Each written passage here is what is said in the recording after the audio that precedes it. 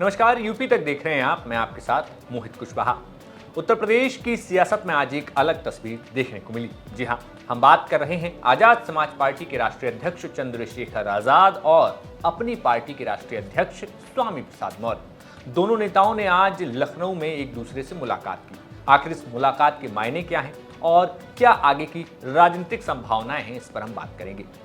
दरअसल बात करें चंद्रशेखर आजाद और स्वामी प्रसाद मौर्य की, तो एक तरफ स्वामी प्रसाद मौर्य मान्यवर कांशीराम की स्कूल के छात्र कहे जाते हैं, तो दूसरी तरफ चंद्रशेखर आजाद जो हैं मान्यवर कांशीराम के नाम और उनकी विचारधारा को लेकर आगे बढ़ते हुए नजर आते हैं। दोनों ही नेता अंबेडकरवादी बहुजन विचारधारा को लेकर आगे चलते हैं और यहाँ तक कि दोनों ही पार्टियों का जो कलर है यानी कि नीला रंग है वो भी एक समान दिखाई देता है। लेकिन क्या मुद्दे भी एक समान है, ये बड़ा सवाल है।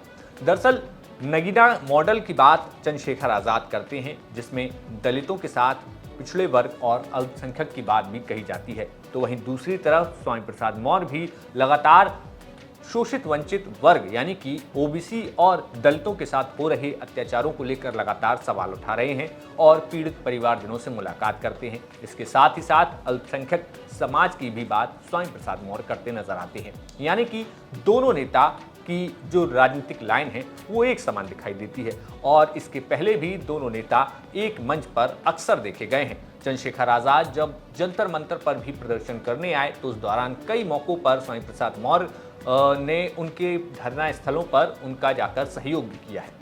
लेकिन अब आगे की पॉलिटिक्स क्या है? दरअसल अगर उत्तर प्रदेश के समीकरणों को देखें तो एक तरफ एनडीए है तो दूसरी तरफ विपक्ष है, या यूं कहें तो इंडिया अलायंस। दोनों ही गठबंधनों में अभी तक इन दोनों नेताओं में से किसी की भी जगह नहीं बन पाई है। तो वहीं दूसरी तरफ बहुजन समाज पार्टी से भी दोनों ही नेताओं की कोई बात हो पाती है, ये भी संभावना बेहद कम नजर आती है। तो ऐसे में क्या कुछ संभावनाएं हैं? ऐसे में फिलहाल दोनों नेताओं ने आपस में मुलाकात की है, लेकिन बड़ा सवाल ये भी है कि जिस नगीना मॉडल की बात कर रहे हैं तो क्या इसमें और नेता भी आएंगे?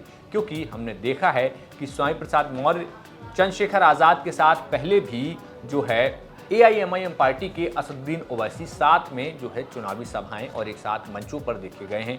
और बड़ी बात यह भी है कि चंद्रशेखर आजाद और असदुद्दीन ओवैसी की जो सीट है संसद भवन में वो भी एक दूसरे के बेहद करीब है। तो ऐसे में दोनों नेताओं का वार्तालाप भी वहां पर काफी ज्यादा देखने को मिलता है। तो ऐसे में क्या ये एक नया धड़ा उत्तर प्रदेश की सियासत में 2027 के विधानसभा चुनाव को मद्देनजर देखने को मिल सकता है? क्या इस नए धड़े की रणनीति होगी, किन सीटों पर फोकस होगा, ये भी बड़ा सवाल है। क्योंकि हाल के दिनों में चंद्रशेखर आजाद ने बिजनौर से अपनी सत्ता परिवर्तन यात्रा की शुरुआत की थी, जहां पर वे 3 जिलों यानी कि बिजनौर, मेरठ और शामली, इन 3 जिलों की यात्रा उन्होंने की। उनके साथ तमाम हजारों समर्थक थे। तो वहीं दूसरी तरफ अगर स्वामी प्रसाद मौर्य की बात करें तो स्वामी प्रसाद मौर्य लगातार उत्तर प्रदेश के तमाम जिलों, तमाम सीटों तक जा रहे हैं, लेकिन खास तौर पर वे रायबरेली में अक्सर इन दिनों काफ़ी ज़्यादा सक्रिय देखे जाते हैं। क्योंकि अगर बात की जाए रायबरेली की ऊंचाहार सीट की, तो रायबरेली की ऊंचाहार सीट से 2 बार स्वामी प्रसाद मौर्य अपने बेटे उत्कर्ष मौर्य को भी चुनाव लड़ा चुके हैं। तो दूसरी बात यह भी है कि ऊंचाहार के अलावा कुशीनगर की पडरौना सीट पर भी जो है स्वामी प्रसाद मौर्य चुनाव लड़ चुके हैं और वहां से कई बार जीते, लेकिन इस बार स्वामी प्रसाद मौर्य को 2022 में हार का सामना करना पड़ा था।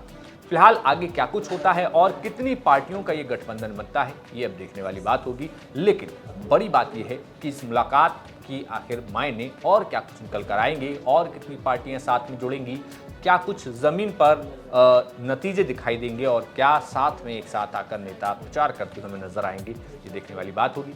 आपका दोनों नेताओं की राजनीति पर क्या कुछ कहना है, हमें कमेंट बॉक्स में बताइए। देखते रहिए यूपी तक।